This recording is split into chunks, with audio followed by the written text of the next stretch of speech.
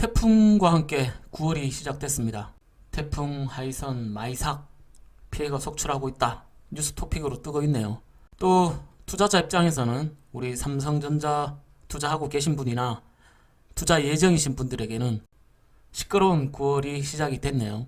잘 아시다시피 이재용 삼성전자 부회장이 검찰에 기소가 돼서 이제 조사를 받게 됐습니다. 검찰 경영권 부정승계 의혹 이재용 삼성전자 부회장 기소. 이번에는 2017년도처럼 구속되지는 않았지만 어쨌든 불구속 기소가 됐어요. 자, 그럼 도대체 경영권 부정승계, 뭘 어떻게 부정승계를 했길래 이렇게 계속 조사를 받느냐. 삼성그룹 경영권 승계의 최대 수혜자로 삼성물산 제일모직의 합병과 삼성바이오로직스 분식회계를 통해 불법 승계를 주도한 혐의를 받고 있다. 이 내용이죠. 또 이 새로운 재판이 시작되면 향후 5년, 길게는 10년 정도 걸릴 수 있다고 해요. 그래서 삼성그룹의 경영에 피해를 줄 수도 있다. 이런 의견도 나오고 있는데 어쨌든 피해를 주건 안 주건을 떠나서 10년 정도 걸릴 수 있는 내용이기 때문에 삼성전자 투자하시는 분들이나 삼전 투자 예정이신 분들은 과연 이 부분이 투자에 영향을 끼칠까에 대해서는 간단한 내용 정도는 알고 있어야 된다 이거죠. 그래서 오늘 방송에서는 이재용 부회장의 경영권 부정승계, 이 승계에 도대체 어떤 부정의 여지를 가지고 있던 건지, 또 삼성물산과 제일모직의 합병이 무슨 문제가 되고 있는지를, 앞으로 길게는 10년이 될 수 있는 재판의 이슈를 최대한 나름 단순하고 쉽게 얘기해 보도록 하겠습니다. 그럼 삼성그룹 지분도를 한번 보시죠. 지배 구조인데요. 일단 복잡하죠. 단순하게 설명드린다고 했으니까 다 때려치우고 삼성그룹 전체 시총이 499조, 500조 정도가 되고요. 그 중에 삼성전자가 330조 정도가 됩니다. 무슨 말인지 아시겠죠? 결국 삼성그룹의 경영권은 삼성전자를 장악하느냐에 대한 문제가 되는 거죠. 삼성전자를 지배하기 위해서는 삼성전자 지분이 있어야겠죠. 삼성전자 지분을 한번 봐보도록 하겠습니다. 자, 현재 삼성전자 지분율이에요. 이 숫자는 세세하게 너무 신경 쓰지 마세요. 복잡해지고요. 시점에 따라 조금씩 변할 수 있으니까 큰 내용만 보시기 바랍니다. 기관이 국민연금이 있고요. 외국인들 있고, 그 다음에 삼성 특수관계인들, 삼성과 생명물산, 이건희 회장, 삼성화재, 홍라희, 이재용 합계가 한 20.8% 정도 되네요. 20% 정도요. 자, 이걸 제가 지분율 순서대로 한번 나열을 해보겠습니다. 최대 주주가 국민연금이죠. 10%나 가지고 있습니다. 삼성가에서 최대 주주는 삼성생명입니다. 8% 이상 가지고 있죠. 그 다음에 삼성물산, 이건희 회장, 삼성화재, 홍라희, 이재용. 의외죠. 지금 부회장이 0.7% 정도밖에 지분을 갖고 있지 않아요.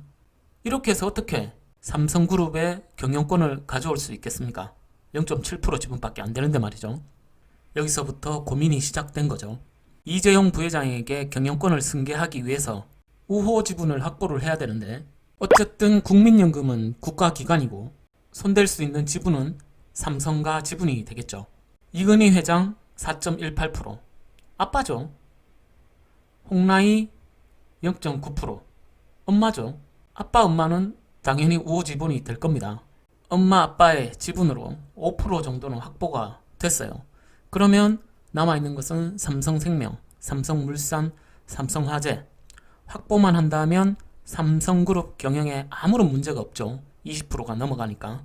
다시 삼성그룹 지분도로 넘어가서 복잡하니까 아래 자회사들은 잘라내고요.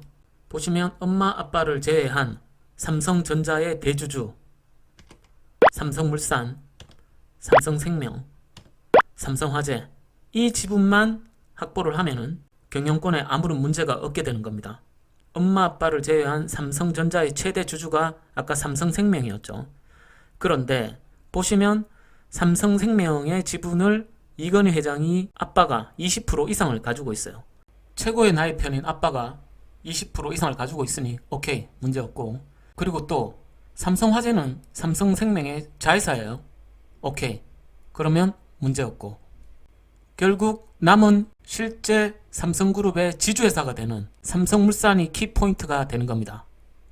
그런데 제일모직과 삼성물산 합병 이전으로 돌아가 볼게요. 합병 전에 이재용 부회장은 삼성물산 주식을 단 한 주도 갖고 있지 않았어요. 0%예요, 0%. 심지어는 이건희 회장도 1.4%밖에 삼성물산 주식을 보유하고 있지 않습니다. 이부진, 이서연 다 마찬가지죠. 이를 어떡하죠? 삼성물산을 잡아야 삼성그룹을 경영할 수 있는데 삼성물산 지분이 턱도 없이 부족한 상황인 거죠. 그런데 당시 이재용 부회장은 합병 전 제일모직, 예전 에버랜드요. 제일모직 지분을 23% 이상 보유하고 있었죠. 지배하고 있었습니다. 답이 나왔죠? 삼성물산과 제일모직을 동등 크기에서 합병하게 되면 자연스럽게 삼성물산도 잡을 수 있게 되는 거죠. 니께 내게 되는 거고 내 건 원래 내 거니까요. 그런데 당시 두 회사의 규모는 비교가 불가했죠. 삼성물산은 제일모직에 비해 거의 3배 이상 큰 회사였습니다. 최소 동등선상에서 놓고 합병을 해야 제일모직 최대 주주인 이재용 부회장이 유리해지는데 어떻게 해야 될까요? 결국 삼성물산의 가치는 떨어뜨리고 제일모직의 가치를 올려야 되는 상황이 돼버린 것이죠. 그 일련의 과정 속에서 제일모직의 자회사인 무려 43%의 지분을 가지고 있는 삼성바이오로직스, 그 삼성바이오로직스의 자회사인 삼성바이오에피스, 이 가치를 올려야 했었고, 상대적으로 삼성물산은 고의로 아파트 수주를 줄이고 또 해외 수주 공시를 누락시키는 등의 그런 행위를 했다는 혐의를 받고 있는 겁니다. 여러 부수적인 혐의가 있지만 말씀드린 대로 큰 쟁점들은 이렇고요. 회사의 합병의 불법성, 삼바의 분식회계, 조사와 재판을 통해서 밝혀지게 되겠죠. 어쨌든 제일모직과 삼성물산은 오히려 제일모직이 처음과는 반대로 더 가치가 올려진 상태로 합병을 하게 됩니다. 합병 전 삼성물산 지분을 전혀 보유하고 있지 않던 이재용 부회장이 현재는 이렇게 삼성그룹의 지주회사인 삼성물산을 지배하게 된 것이죠. 오늘 영상을 통해서 왜 삼성 못 잡아먹어서 이렇게 안달이냐, 또는 봐라 삼성이 바로 적폐다, 이런 얘기를 하려고 영상을 만든 게 아닙니다. 정말 우리가 삼전에 투자하고 있으면서 좋든 싫든 알고는 있어야 할 내용의 정말 핵심만 드라이하게 심플하게 알아봤습니다. 투자에 참조가 됐으면 좋겠네요. 이렇게만 끝내면 좀 그런가요? 그럼 팁 2가지만 드리고 마무리하도록 하겠습니다.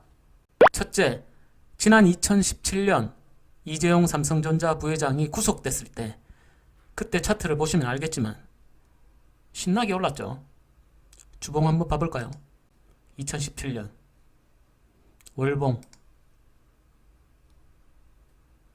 연봉 신나게 올랐죠.